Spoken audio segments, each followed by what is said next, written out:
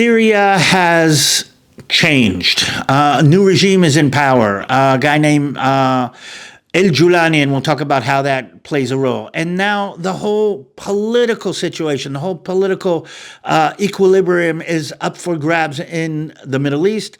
What does that mean for Israel? What does that mean for us? And how does President Trump play into that? That's what we're going to be talking about today. This is a Balagan Connection. Welcome to connecting all the different Balagan in the Middle East. Let's start off with Syria.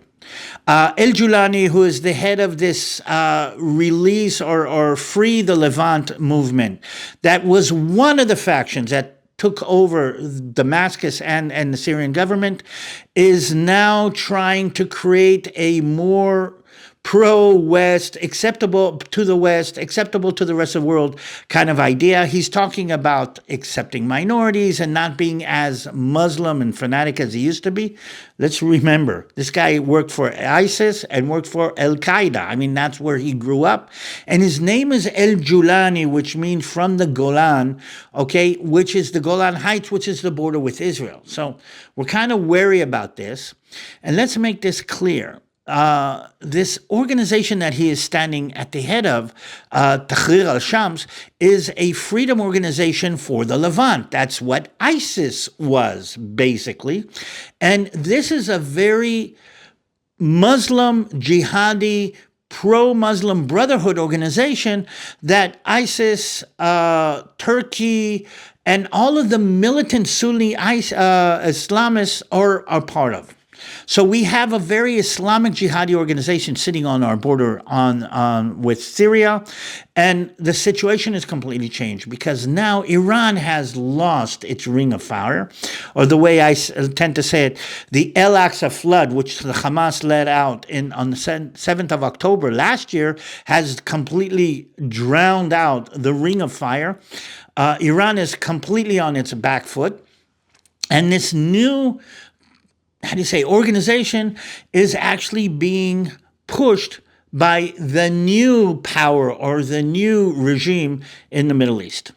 And let's put it this way. In the past, there were two main power projectors in the Middle East. One was Iran, the other was Israel. And when I mean power projectors, I would say governments or countries that have the ability to project their military power further away or across their borders. Iran was doing it with its proxies. Israel was doing it with its militaries. And axes kind of glued together based on that. So you have the Iranian ring of fire, the Iranian axis, which is basically Iran and all of its proxies, Shiite fundamentalists. This is Iran trying to portray its power into the Middle East. And the other axis that was sitting against this was Israel and Israel's connection to the moderate Sunni Muslim nations. Egypt, Jordan, Saudi Arabia, the Gulf states, and these two factions were actually fighting a Cold War, have been fighting a Cold War for more than a decade. We now have a new power projector in the Middle East, and that is Turkey.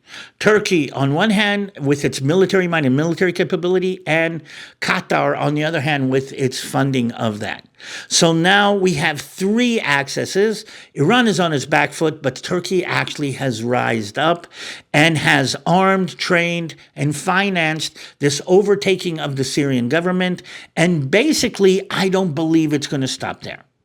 Turkey's announced ideas are to create a buffer between it and the problem in Syria, mainly the Kurds on the eastern part of Syria, the Kurdish nation or the Kurdish fundamentalists, the PKK, which was a Kurdish terrorist organization, and the bid for Kurdish independence in the area that connects the Turkish border, the Iranian border, the Turkish border, the Iraqi border, and the Syrian border.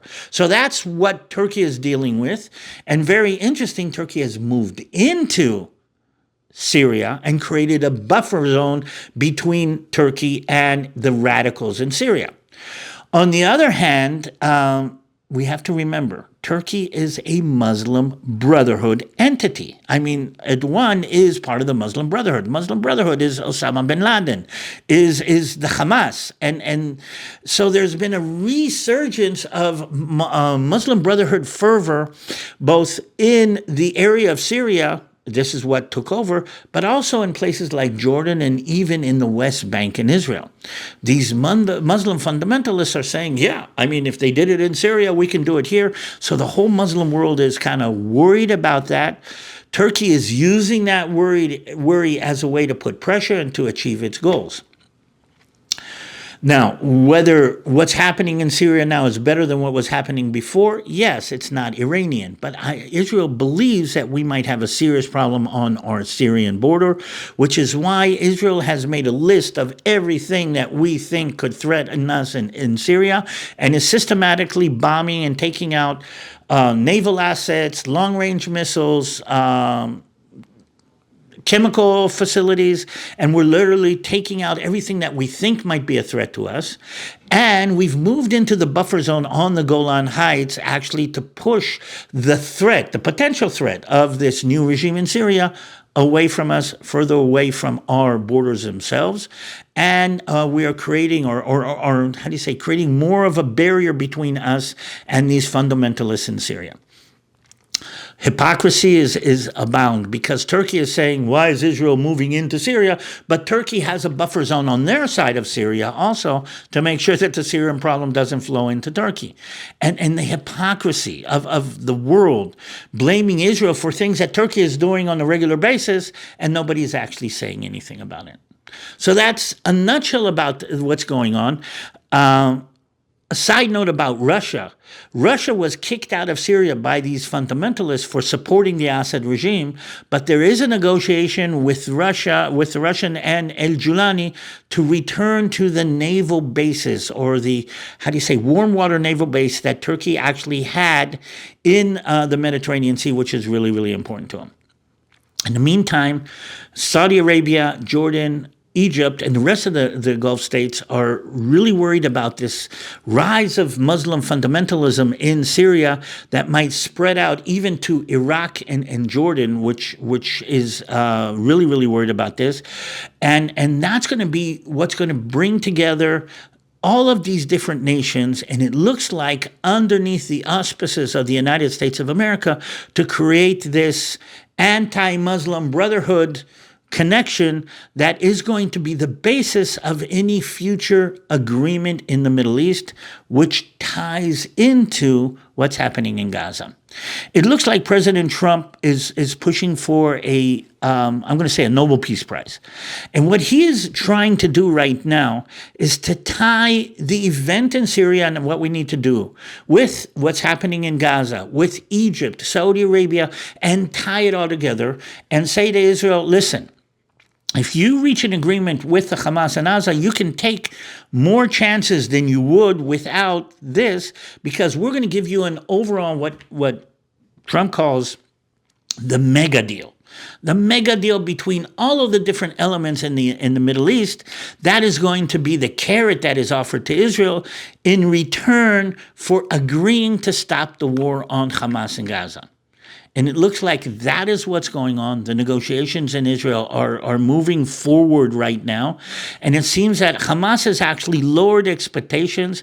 Israel has created two barriers or two buffers inside the Gaza Strip, one on the Philadelphia corridor and one on the Netzarim corridor.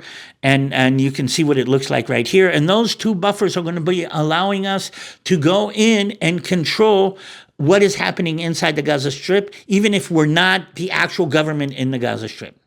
In the meantime, there's some kind of unification between the PA, the Palestinian Authority, and Hamas, which everybody is talking about as governing the Gaza Strip. Israel doesn't like it, but it might be that Israel is going to concede on this as part of this mega deal that we're basically talking about. So all of this is on the edge right now. All of these things are happening right now. And it looks like President Trump is playing a role in what's going on even before he comes into office.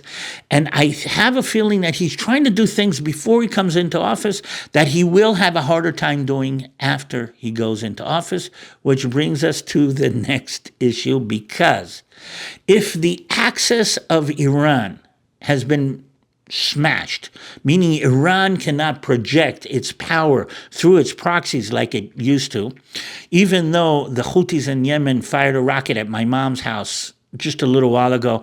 And it didn't go anywhere, but it put sirens all over the Israeli, all over Israel. Just one rocket. Didn't hit anything, but that's enough to spark off the sirens in all of Israel. But what I'm trying to say is, that aside, Iran is about to completely fall apart, which means that the only thing they have, the only card that they have left to play is the nuclear card. And we believe that Iran is pushing forward on its nuclear option very, very strongly right now.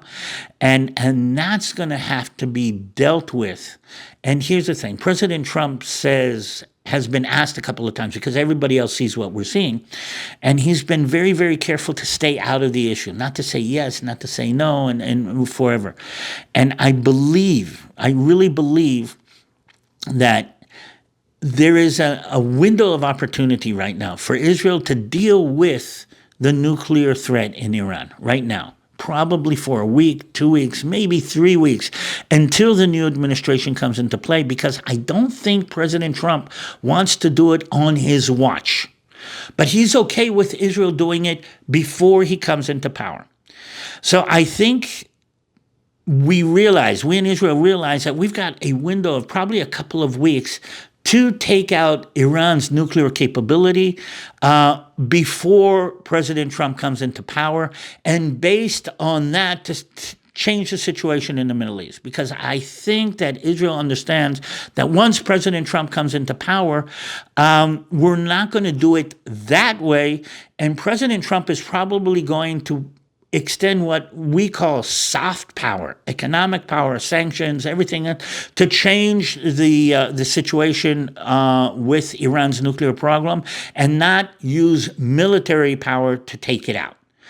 Which is why I think the next 2 weeks, maybe 3 weeks, are going to be critical.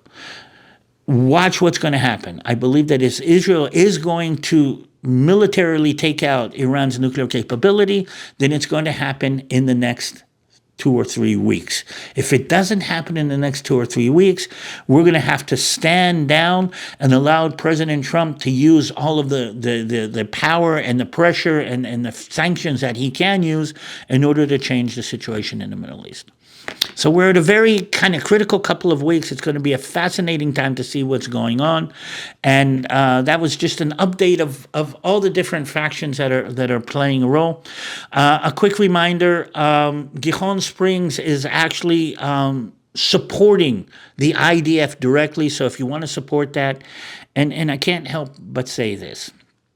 Israel is going, the people in Israel, the country of Israel is going through a spiritual growth right now. And what's happening in more and more Israelis are becoming more and more religious. There is a spiritual vacuum that is being filled by Judaism, or more traditional Judaism, basically the Orthodox Judaism. And I see this as a chance or a place to convey Christian love to the Jewish people today, in order to fill that spiritual vacuum with the love of Jesus and not the rabbinic Judaism. And I think this is important. We're trying to put together something in Gihon Springs, which means a more evangelistic kind of outlook to the Israeli people. We'll be letting you know how that works together. But if you want to support this new direction, bringing Christian love to Israel, to the IDF, to the Israelis, then connect to Gihon Springs down here.